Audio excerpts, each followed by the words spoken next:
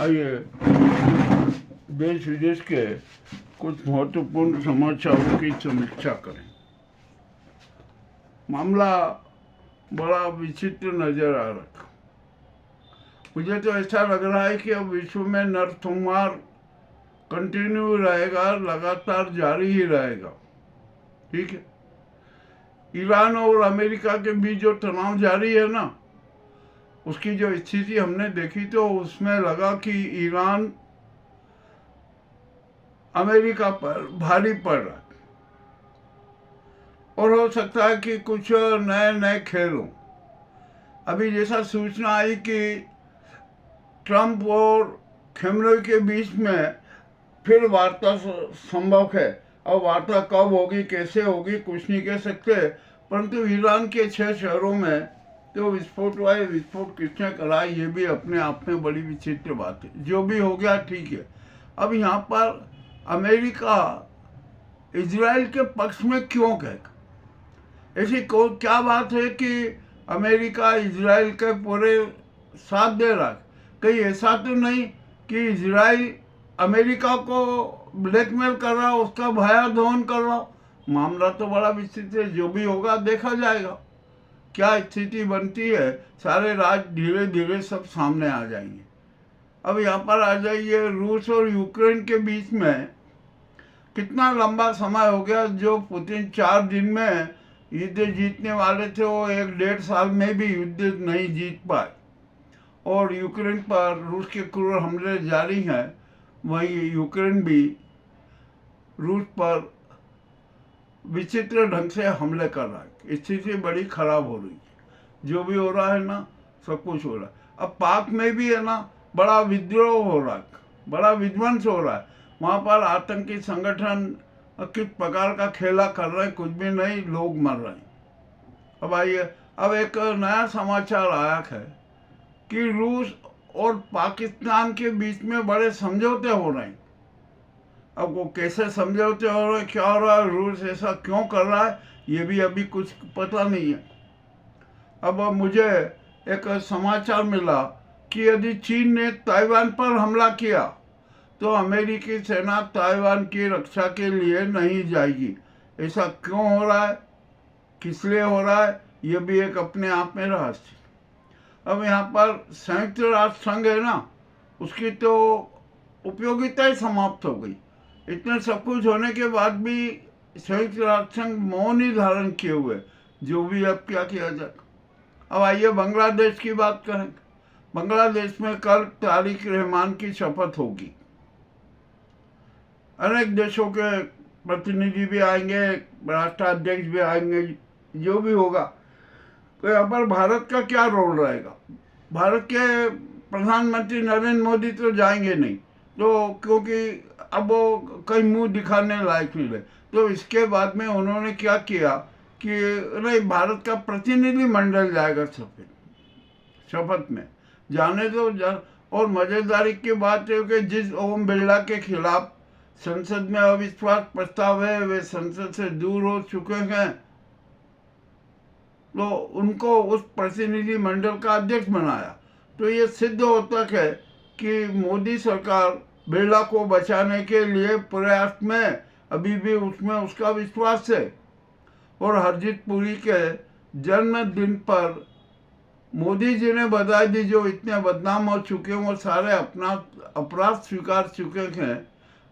अब क्या किया जाए, कुछ समझ में नहीं आ रहा। पूरे देश में झूठ का जंजाल फैलाया जा रहा है, ये भी किसी से छिपा हुआ नहीं है। अब यहाँ पर ज्ञानेश कुमार की बात करें तो ज्ञानेश कुमार का भी तो हटना तय है। उनकी तो नौकरी भी समाप्त होगी। उन्होंने जितने काले कारनामे किए हैं ना, उसकी सजा उन्हें मिल के रहेगी, चाहे कुछ भी हो जाए। मोदी, अमित शाह और कोई भी नहीं बचा पाएंगे। अब यहाँ पर बिरला के खिलाफ अविश्वास प्रस्ताव की बात चल रही थी ना हमारे देश में, तो कह रहे संख्या नहीं है, संख्या नहीं है। अब तो टीएमसी भी साथ में आ गई, जेडीयू भी साथ में है, टीडीपी भी साथ में, और एनडीए के अनेक घटक दल भी बिरला के खिलाफ जो प्रस्ताव आने वाला है ना, उसमें शरीक होकर वो संख्या 250 के करीबन पहुंच गई है, उससे भी ज़्यादा हो जाएगी।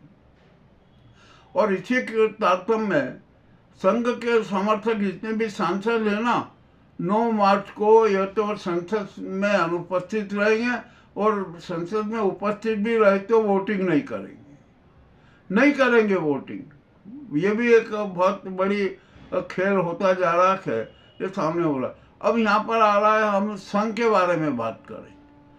संघ की भी स्थिति बड़ी विचित्र हो रही है, उसके तो सारे राज खुलते जा रहे हैं।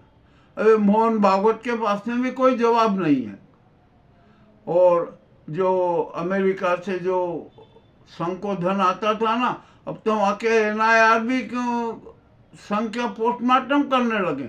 आखिरकार ये हो क्या रहा है? और एक सच बात भी ये भी है, संघ के पास में अरबों की चल अचल संपत्ति है, और वो संपत्ति आई कहाँ से, ये भी अहम सवाल है।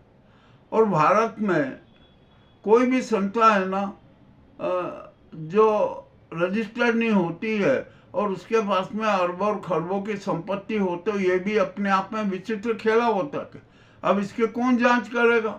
मोहन भागवत के पास में तो जवाब है नहीं, और संघ के पास में भी नहीं है। और ये सारा आग किसने लगाई? मोदी जी ने। लाल किले के प्राचीर से जो भाषण दिया था वो यही आग है, जल रही है। अब यहाँ पर मोहन भागवत भी इस भाजपा के नाजी भाजपा के खिलाफ हो गए। वे भी अब पसंद नहीं करते हैं मोदी को, और भी अन्य लोग पसंद नहीं करते। चलिए ठीक है, जो हो रहा है। अब यहाँ पर हुआ क्या कि हेमंत जो बिस्वा है ना, वो कितना नफरती बातें करता है, नफरती बयान देता है, सांप्रदायिकता की बात करता है। उनकी जो बंदूक वाली जो याचिका थी ना, वो सुप्रीम कोर्ट में गई। सुप्रीम कोर्ट ने स्वीकार भी कर ली, और सुप्रीम कोर्ट ने स्वीकार करने के बाद आज 3 जजों की पीठ ने क्या कहा कि अरे आप यहाँ क्यों चले आए, यहाँ पर बहुत काम रहते हैं, आपको हाई कोर्ट जाना चाहिए। अरे भैया, जब आप हाई कोर्ट जाना है तो आप तो पहले ही कह देते, तो आपने स्वीकार कर ली। और ये मामला राष्ट्रीय मामला है, राष्ट्रीय एकता का मामला है, सांप्रदायिकता का मामला है। इसमें तो सुप्रीम कोर्ट को स्वतः संज्ञान लेकर कार्रवाई करना चाहिए थी, परंतु अब जब याचिका आई है तो आपने उसको भी रिजेक्ट कर दी। ये मामला बड़ा कुछ गड़बड़ सा और विचित्र सा लग रहा है कि आखिरकार ऐसा क्यों हुआ। ये भी एक बड़ी सोच और खोज की बात है कि आखिरकार ये नाटक हुआ कैसे, क्यों हुआ, किसके सेव पर हुआ, किसके दबाव में हुआ। ये भी एक खोज का मामला है। अब देखते हैं, हर चीज़ सामने आएगी, जो भी हो जाएगा क्या किया जाए। मामला तो बड़ा विचित्र है। बिहार में कितनी राजनीतिक उठापटक चल रही है, हिंसा का वातावरण है, और उत्तर प्रदेश की तो स्थिति बड़ी विचित्र होती जा रही है। आदित्यनाथ ने शंकराचार्य के खिलाफ मोर्चा खोला, उनके खिलाफ न जाने क्या क्या प्रकरण लगाए, और अब तो वो जो बाल शोषण का भी आरोप लगा दिया गया। इससे सनातन धर्म की जो क्षति हुई है ये भी तय है। जब आदित्यनाथ ने अभी मुक्तेश्वरानंद के खिलाफ जितने जो नाटक किए ना, तो अति मुक्तेश्वरानंद भी मैदान में आ गए। उन्होंने तो स्पष्ट कहा कि आदित्यनाथ तो अपराधी चेहरा है, इसके खिलाफ 13 से 17 प्रकरण दर्ज थे, और जब ये CM बने तो इन्होंने अपने सारे प्रकरण हटवा लिए। तो स्वामी शंकराचार्य जी का तो स्पष्ट कहना है कि जितने भी इनके प्रकरण वापस हुए ना, उनमें पूरी जांच होना चाहिए। मामला बड़ा विचित्र है, और यूं भी आदित्यनाथ तो बहुत बदनाम हो चुके हैं, इतने बदनाम हो चुके हैं कि हद से ज़्यादा। अब क्या किया जाए, क्या नहीं किया जाए। और ये आदित्यनाथ है ना, इनका कोई चरित्र क्या कैसा है कुछ समझ में नहीं आ रहा है। वे अपने आप को प्रधानमंत्री के रूप में प्रस्तुत कर रहे हैं, मगर वो प्रधानमंत्री कभी बन नहीं पाएंगे। और अब तो शायद हो सकता है कि उत्तर प्रदेश में भी उनके खिलाफ पूरा माहौल हो गया। अरे आप सनातन धर्म का अपमान करोगे तो कैसे चलेगा? ये तो जनता को पसंद नहीं है। अब यहाँ पर आइए, हम डॉक्टर मोहन भागवत जी की भी बात कर लेते हैं। अब वो भी बेचारे धर्म संकट में फंस गए, उनके साथ विश्वासघात हो गया। जिनमें वो विश्वास करते थे वही विश्वासघाती सिद्ध हो गए। और अब डॉक्टर मोहन भागवत इस गुजराती गैंग के बंधुआ मजदूर हो गए। अभी बीच में एक समाचार आपने भी पढ़ा होगा, सबने पढ़ा होगा, कि इस गुजराती गैंग ने स्पष्ट घोषणा कर दी कि संघ प्रमुख भी अब हम बनाएंगे। इसका मतलब संघ के कुछ दल्ले चेहरे हैं ना, वो इस गुजराती गैंग के दल्ले बने हुए हैं। ये भी किसी से छिपा नहीं है, ये तो मोहन भागवत को सोचना है। और हम तो एक बात कहते हैं, अब मोहन भागवत के खिलाफ भी संघ में असंतोष फैला हुआ है। वो 75 साल के हो गए, त्याग पत्र दे दे, क्या मतलब है वो उसमें कि आपने संघ प्रमुख बने रहे, और आप त्याग पत्र देने के पूर्व आप अपना जो उत्तराधिकारी घोषित कर दीजिए, जैसा संघ में होता आया है। तो ये राजी गुजराती गैंग की सारी राजनीति फ्लॉप हो जाएगी। परंतु मोहन भागवत ऐसा कर नहीं सकते। मामला बड़ा विचित्र है, इसके भी अनेक कारण हैं, वो भी सब सामने आ जाएंगे और वो चेहरे भी सामने आ जाएंगे, किसी से छिपा नहीं है। जो भी बात होती है ना, वो सब आती है और सत्य कभी छिपता नहीं है। अब कल सूर्य ग्रहण होगा, भारत में तो नहीं दिखेगा, परंतु सूतक रहेगा और उसका